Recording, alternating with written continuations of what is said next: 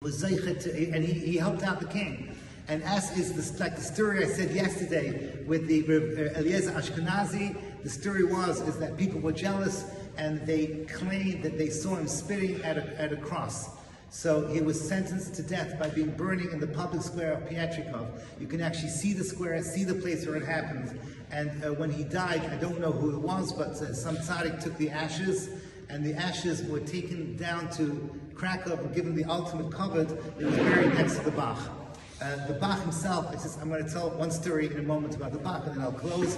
But from the Bach, we go to end up with the Megaleh Amukos, and I just want to tell a story with the Bach and the Megaleh Amukos and close the presentation.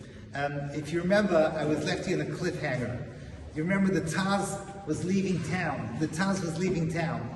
And everyone came out to greet him. He comes all the way to Krakow. As he comes into Krakow, the Kehillah comes out to greet him. It's a big ma'amad shel kavod, but there's somebody missing. There's somebody missing. There's somebody missing. Who's missing? The Megaleh Amukos did not come out to give cover to the Taz.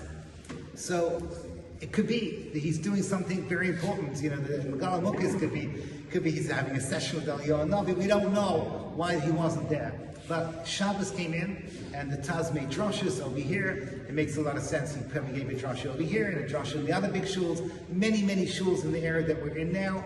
And at no point the Megaleh Amukos give him any cover, did not come out. People saw the Megaleh Amukos moving around. He was very clearly avoiding the Taz. On Motzi Shabbos, the Bach convened the Beis Din and says there's been a zilzul in the cover of Torah of my son-in-law, and don't ask questions, or maybe you can ask the Rav. They put the Megaleh Amukos on a 30-day cherem. They put him into a cherem for zilzul of Torah.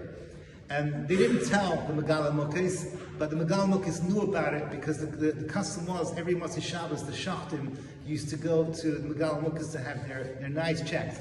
That was the cover that they gave to the Megaleh Amukos. He came in, he says, I can't, I'm Bnei at the moment, you're going to have to find another Rav.